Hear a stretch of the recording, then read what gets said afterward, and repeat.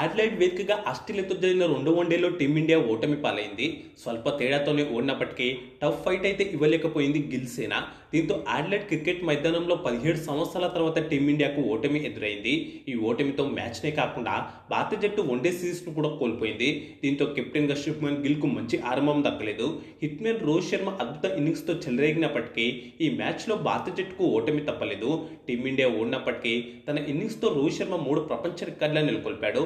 ఈ క్రమంలో సౌరవ్ గంగూలీ వంటి దిగ్గజ బ్యాటర్ రికార్డును సైతం బద్దలు కొట్టాడు. అయితే ఈ మ్యాచ్లో టీమిండియా ఓటమికి ప్రధానంగా 5 కారణాలు కనిపిస్తున్నాయి. ఈ మ్యాచ్లోనూ టాస్ ఓడిపోయిన టీమిండియా ఆస్ట్రేలియా ఆహ్వానం మేరకు ముందుగా బ్యాటింగ్ చేసింది. ఇక్కడే టీమిండియా ఓటమికి పునాది పడింది. ఇదే టీమిండియా ఓటమికి మోటి కారణం కూడా. ఎందుకంటే మ్యాచ్కు ముందుగానే క్రికెట్ విశ్లేషకులు అంచనా వేసినట్టుగానే ఈ పిచ్పై ముందు బ్యాటింగ్ చేసిన జట్టుకు పరుగులు రాబట్టడం చాలా కష్టమైంది. కానీ చేజింగ్ సమయంలో మాత్రం బ్యాటింగ్ ఈజీ అయిపోయింది. ఈ మ్యాచ్లో టీమిండియా తమ ప్లేయింగ్ లెవెన్లో ఎలాంటి మార్పులు చేయలేదు. ఆస్ట్రేలియా మాత్రం తమ ప్లేయింగ్ లెవెన్లో 2 మార్పులు చేసింది. ఫిలిప్స్ స్థానంలో అలెక్స్ క్యారీ, నాథన్ ఎల్లిస్ స్థానంలో బ్రెట్లెట్ తుది జట్టులోకి తీసుకుంది. ఇక ఈ మ్యాచ్ లో కూడా టీమిండియాకు మంచి స్టార్ట్ లభించలేదు. ఆరంభంలో పిచ్ ఏమాత్రం బ్యాటింగ్ కు సహకరించలేదు. పిచ్ పై మాయిశ్చర్ ఉండడంతో పరుగులు రావడం చాలా కష్టమైంది. రోహిత్ శర్మ అంతటి గొప్ప హిట్టరే పవర్ ప్లేలో నిదానంగా ఆడాడంటేనే పిచ్ ఎంత టఫ్ గా ఉందో అర్థం చేసుకోవచ్చు. పిచ్ ను బాగా సద్వినియోగం చేసుకున్న ఆస్ట్రేలియా బౌలర్లు భారత్ ను కట్టడి చేశారు.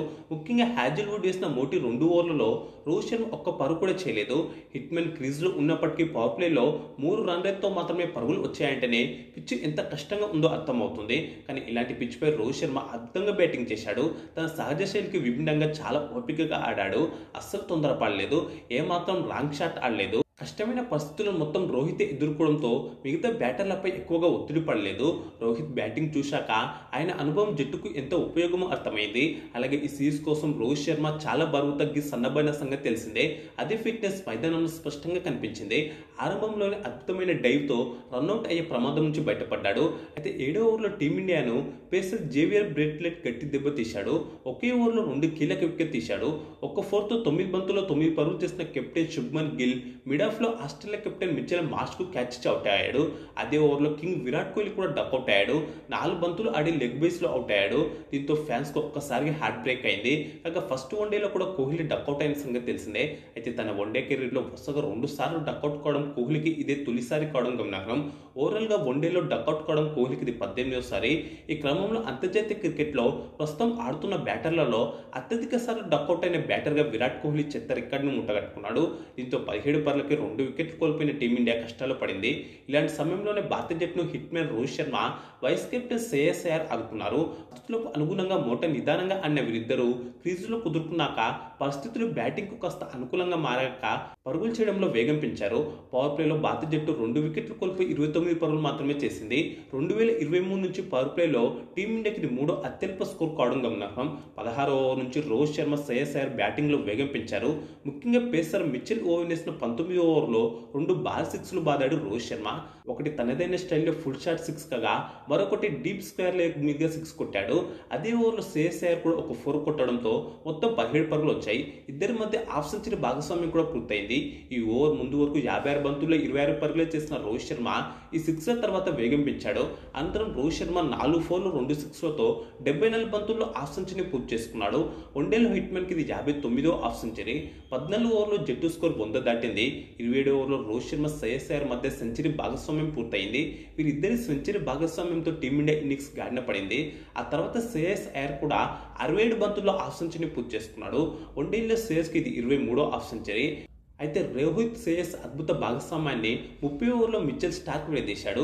75 స్ట్రైక్ రేట్తో 7 4లు 2 6ల సాయంతో 97 బంతుల్లో 73 పరుగులు చేసిన రోహిత్ శర్మ ఫుల్ షాట్ ఆడేందుకు ప్రయత్నించి బౌండరీ లైన్ వద్ద ఉన్న హ్యాజిల్వుడ్ కు దొరికిపోయాడు. దీంతో 135 పరుగుల వద్ద టీమిండియా 3వ వికెట్ కోల్పోయింది. రోహిత్ శర్మ ఇన్నింగ్స్ టీమిండియా మంచి స్కోర్ సాధించడంలో కీలక పాత్ర పోషించింది. నిదానంగా ఆడినప్పటికీ రోహిత్ ఆడిన గొప్ప ఇన్నింగ్స్ లో ఇది ఒకటిగా నిలిచిపోతుంది. కాగా రోహిత్, శ్రేయస్ కలిసి 3వ వికెట్ కు 118 పరుగులు జోడించారు. మరోవైపు ఈ ఇన్నింగ్స్లో రోహిత్ శర్మ 3 ప్రపంచ రికార్డులను కూడా నెలకొల్పాడు. ప్రపంచ రికార్డు విషయానికి వస్తే వన్డేల్లో టీమిండియా తరఫున అత్యధిక పరుగులు చేసిన 3వ బ్యాటర్గా నిలిచాడు. ఈ క్రమంలో 18 ఏళ్ల క్రితం 11,221 పరుగులు చేసిన దిగ్గజ బ్యాటర్ సౌరవ్ గంగూలీ రికార్డును హిట్మెన్ బద్దలు కొట్టాడు. దీంతో 18 ఏళ్ల చరిత్రను రోహిత్ శర్మ తిరగరాశాడు. మొత్తంగా చూసుకుంటే 9వ బ్యాటర్గా ఉన్న రోహిత్ శర్మ ప్రస్తుతం రోహిత్ శర్మ ఖాతాలో 11,249 పరుగులు ఉన్నాయి. రెండవ ప్రపంచ రికార్డు ఏంటంటే వన్డేల్లో సేనా దేశాల్లో రోహిత్ శర్మ 156 పూర్తి చేసుకున్నాడు. ఈ ఘనత సాధించిన మోటీ టీమిండియా అలాగే ఏషియన్ బ్యాటర్గా నిలిచాడు. చివరిగా 3వ ప్రపంచ రికార్డు ఏంటంటే ఆస్ట్రేలియా గడ్డపై వన్డేల్లో రోహిత్ శర్మ 1000 పరుగులను పూర్తి చేసుకున్నాడు. దీంతో ఈ ఘనత సాధించిన మోటీ భారత బ్యాటర్గా చరిత్ర సృష్టించాడు. అనంతరం అక్షర్ పటేల్తో కలిసి శ్రేయస్ అయ్యర్ ఇన్నింగ్స్ను ముందుకు తీసుకెళ్లాడు. కానీ ఆ తర్వాత స్పిన్నర్ ఆడమ్ జంపా వరుస విరామాల్లో వికెట్లు తీసి టీమిండియాను దెబ్బతీశాడు. 79 స్ట్రైక్ రేట్తో 7 ఫోర్ల సాయంతో 77 బంతుల్లో 61 పరుగులు చేసిన శ్రేయస్ అయ్యర్ను 33 ఓవర్లో ఆడమ్ జంపా క్లీన్ బౌల్డ్ చేశాడు. దీంతో 160 పరుగులకు టీమిండియా 4 వికెట్లు కోల్పోయింది. 4వ స్థానంలో బ్యాటింగ్కు వచ్చి జట్టు కష్టాల్లో ఉన్నప్పుడు శ్రేయస్ మరోసారి కీలక ఇన్నింగ్స్ ఆడాడు. కానీ ఆ కాసేపటికి ఒక 4తో 15 బంతుల్లో 11 పరుగులు చేసిన కేఎల్ రాహుల్ను కూడా జంపా క్లీన్ బౌల్ చేశాడు. దీంతో 174 పరుగులకు టీమిండియా సగం వికెట్లు కోల్పోయింది. అనంతరం అక్షర్ పటేల్, వాషింగ్టన్ సుందర్ కలిసి టీమిండియా స్కోర్ను 200 దాటించారు. 5వ స్థానంలో బ్యాటింగ్కి వచ్చిన అక్షర్ ఆరంభం నుంచి ఎలాంటి ఇబ్బంది లేకుండా కంఫర్టబుల్గా బ్యాటింగ్ చేశాడు. అయితే మరోసారి చెలరేగిన బ్రేట్లెట్ 14 బంతుల్లో 12 పరుగులు చేసిన వాషింగ్టన్ సుందర్ను 42వ ఓవర్లో పెవిలియన్ చేర్చాడు. దీంతో 213 పరుగుల వద్ద టీమిండియా 6వ వికెట్ కోల్పోయింది. అక్షర్ సుందర్ కలిసి 6వ వికెట్కు 43 బంతుల్లో 39 పరుగులు జోడించారు.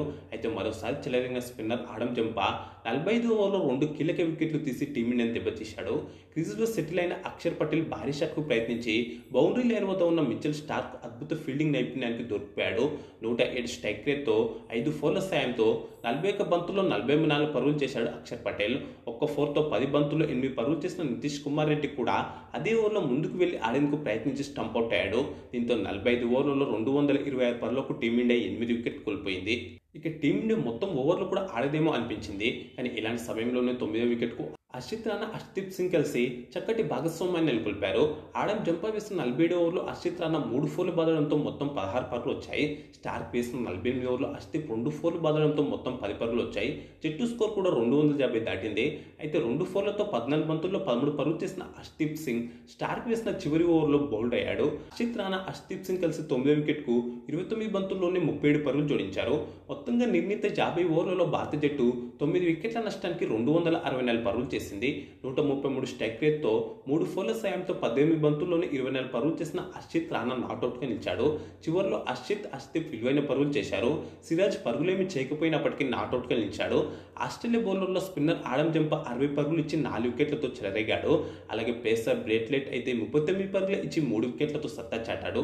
62 పరుగులు ఇచ్చిన స్టార్క్ 2 వికెట్లు తీశాడు. హాజిల్వుడ్ 29 పరుగులు ఇచ్చి బాగా కట్టడి చేసినప్పటికీ వికెట్ అయితే తీయలేకపోయాడు.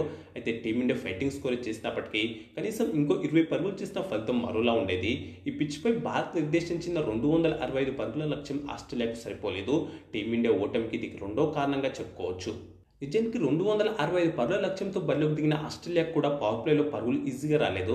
అలాగే 8 ఓవర్లోనే సూపర్ ఫామ్లో ఉన్న కెప్టెన్ మిచెల్ మార్ష్ను హర్షదీప్ సింగ్ పెవిలియన్ చేర్చాడు. దీంతో 30 పరుగుల వద్ద ఆస్ట్రేలియా తొలి వికెట్ కోల్పోయింది. ఒక్క 4తో 24 బంతుల్లో 11 పరుగులు చేసిన మార్ష్ వికెట్ కీపర్ రాహుల్కు క్యాచ్ అవుట్ అయ్యాడు.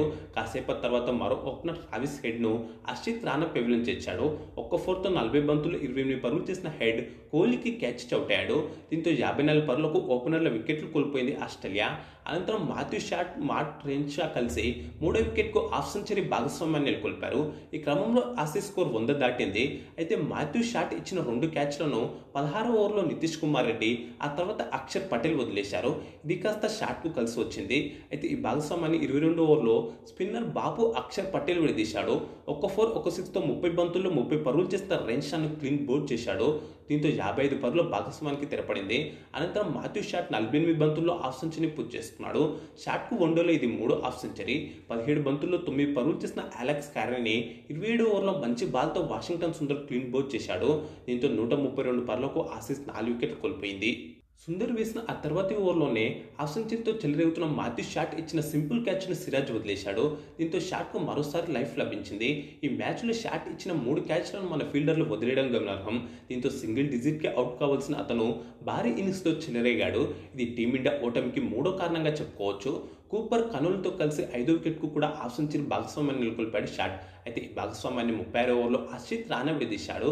94 స్ట్రైక్ రేట్తో 4 ఫోర్లు 2 సిక్స్ల సాయంతో 78 బంతుల్లో 74 పరుగులు చేసిన మాథ్యూ షాట్ భారీ షాట్కు ప్రయత్నించి బౌండరీ లైన్ వద్ద సిరాజ్కు దొరికిపోయాడు.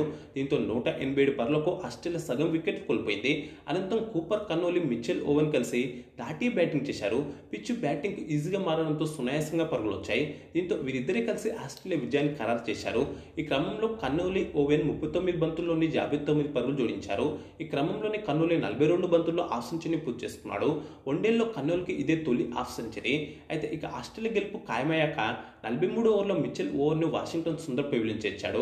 2 ఫోర్లు 3 సిక్స్లతో 150 స్ట్రైక్ రేట్తో 23 బంతుల్లోనే 36 పరుగులు చేసిన ఓవెన్ భారీ షాట్కు ప్రయత్నించి హర్దీప్ సింగ్కు దొరికిపోయాడు. ఆ వెంటనే మ్యాచ్ను వేగంగా ముగించే తొందరపాట్లో భారీ షాట్కు ప్రయత్నించి హర్దీప్ సింగ్ బౌలింగ్లో బ్రాట్లెట్ గిల్కు క్యాచ్ అవుట్ అయ్యాడు. అతను 3 పరుగులు చేశాడు. అలాగే 4 పరుగులు చేసిన స్టార్క్ను 46 ఓవర్లో సిరాజ్ పెవిలియన్ చేర్చాడు. దీంతో 260 బాల్లకు ఆస్ట్రేలియా 8 వికెట్లు కోల్పోయింది. అనంతరం మిగతా లాంఛనాన్ని కూపర్ కనోలి పూర్తి చేశాడు.